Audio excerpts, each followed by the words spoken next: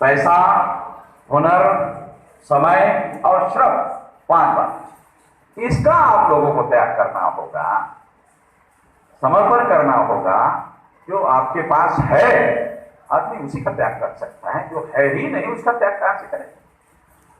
जो उसके पास है उसका त्याग कर सकता है। तो ये आंदोलन कुछ होगी, मतलब उनके पैदा भी नहीं हुई होगी, ऐसा भी कुछ महिलाएं हो सकती है। तो इतने साल से कर रहा, तो इतने साल से ये कर रहा हूं, ये अपनी पढ़ाई या अपना प्रचार करने के लिए नहीं बता रहा, इतना समय लगाकर इतना बड़ा संगठन हमने बनाया, वो अब आप लोगों के समर्थन में है। जो महिलाएं अपने को कमजोर नहीं मानती है, बहुत अच्छी बात है, मगर हमारे देश की जो समाज व्यवस्था है वो महिला को कमजोर मानती है। अगर कोई इंडिविजुअल महिला अपने को कमजोर नहीं मानती है तो उसकी मानसिक क्षमता के ऊपर निर्भर करता है कि वो मजबूत है, अच्छी बात है। मगर महिला एज ए सोसाइटी, उसके बारे में समाज में ये मान्यता है, उसे कमजोर माना जाता है। और ये फैक्ट है, ये तथ्य है, ये सत्य, इस सत्य को स्वीकार करके आगे जाना। First you recognise the fact and then eliminate. अगर आप बीमार हैं और डॉक्टर को कह रहे हैं बीमार थोड़ी, मैं तो अच्छा हूं या अच्छा, अगर आपको कोई बीमारी हुई है तो आपको स्वीकार करना पड़ेगा, हाँ हुई है। First you recognise the fact and then eliminate. ये केवल महिलाओं के लिए लागू सिद्धांत नहीं है, ये तमाम लोगों के लिए लागू सिद्धांत है। First you recognise the fact, जो तथ्य है, जो सत्य है तुम मानो, उसको स्वीकार करो, फिर आपको लगेगा हाँ इस स्थिति में बदलाव लाना होगा। आप सत्य को स्वीकार ही नहीं कर रही है, बदलाव कहां से लाओ?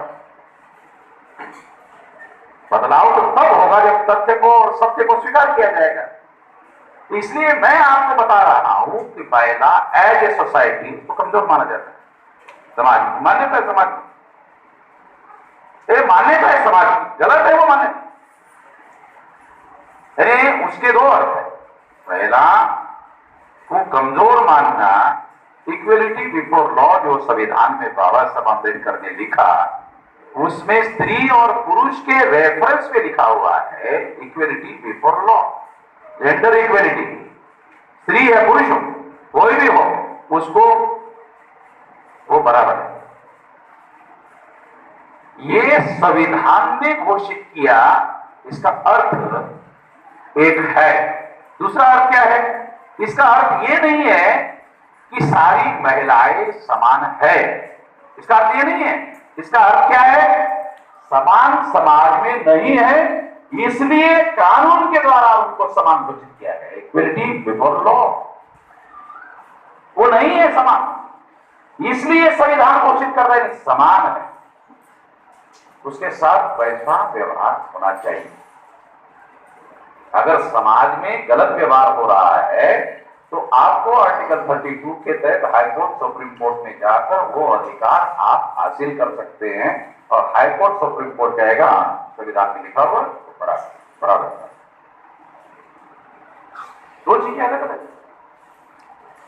बाबा साहब आंबेडकर ने इक्वलिटी बिफोर लॉ में स्त्री और पुरुष में किसी प्रकार का विभेद या भेद नहीं होगा, वो इस बात को आधार बनाकर लिखा भेद है, भेद है, वो भेद नहीं होगा।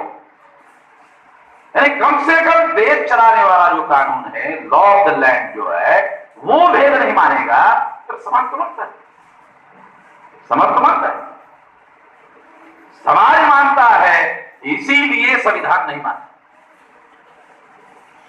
इसीलिए संविधान नहीं मानता। देखो इस संविधान ने अगर माना होता तो वो इंस्टीट्यूशनलाइज हो गया होता, जो समाज मानता वही सही। लॉ ऑफ द लैंड कहने गलत, बात को नहीं मानता, अब आपके प्रोटेक्शन में संविधान खड़ा हो गया। तो मैं भी, मेरा एक सोच है कि जो भी कमजोर होगा मैं उसके समर्थन में रहता। संगठन अभी महिलाओं का अधिवेशन है, महिला को समाज में कमजोर माना जाता है, ये सोचकर मैं महिला के प्रोटेक्शन में, महिला के समर्थन में और महिला के अधिकारों के संबंध में उसके समर्थन में खड़ा रहता हूं। इसी वजह से संगठन बनाया। ये अगर सोच नहीं होता तो फिर संगठन नहीं बनाता। इसके लिए संगठन बनाया। संगठन बनाने से क्या होगा? संगठित शक्ति हो। संगठित शक्ति क्यों करना है? क्योंकि जो कोई व्यक्ति बात को नहीं मानता उसे मनवाया जाए। संगठित शक्ति से तो कोई व्यक्ति अगर नहीं मानता है उसे मनवाया जाए। मनवाने के दो तरीके, एक तरीके दंड की व्यवस्था, दूसरा है उसका दिमाग को बदलना। फॉर एग्जाम्पल राजस्थान में एक 9 साल के बच्चे को मेघवाल है, शेड्यूल कास्ट का है। शेड्यूल कास्ट संवैधानिक शब्द है, उसके पहले वो अछूत जाति का। अगर हम उसका इतिहास देखें एंशिएंट इंडियन हिस्ट्री में, तो वो मेघवाल जो है वो नाग भारत के ईसा पूर्व 185 में सम्राट रुद्र मौर्य की हत्या करने वाला जो पुष्यमित्र चुंग है, वो इतिहास में जाओगे तो आप पता है वो नाग, जिस मेघवाल लड़के को मारा गया वो नाग है, जिसने मारा वो भी नाग राजपूत है, जिसने मारा वो राजपूत है। तो उसने क्यों मारा? क्योंकि वो ब्राह्मणी व्यवस्था को मानना। रेशियली अगर दोनों नाग है तो उनमें भाईचारा होना चाहिए, मगर जानकारी ही नहीं। तो एक तरीका ये है कि लोगों को उस लेवल पर जगाए। एक तो दंड की व्यवस्था है, नहीं मानता है दंड है, सुधरेगा नहीं तो दंड लगेगा। दूसरा है उसके दिमाग को बदलना। दोनों तरीकों का हम उपयोग कर रहे हैं। हम लोगों के दिमाग में बदलाव लाने का काम कर रहे हैं, जो आर्टिकल 19 के तहत संविधान ने हमें अधिकार दिया, उसके तहत मैं बात करता हूं। कानपुर में हमें अधिवेशन करने के लिए मना किया, उसके विरोध में हमने प्रोटेस्ट किया तो उन्होंने हमारे ऊपर एफआईआर दाखिल किया। तो हमने कमिश्नर को आरटीआई में इंफॉर्मेशन पूछा कि आपने वामन मेश्राम पर एफआईआर दाखिल किया कानपुर में। Okay, it's alright. आप बताइए वामन मेश्राम कानपुर के किसके घर में थे? कानपुर में था।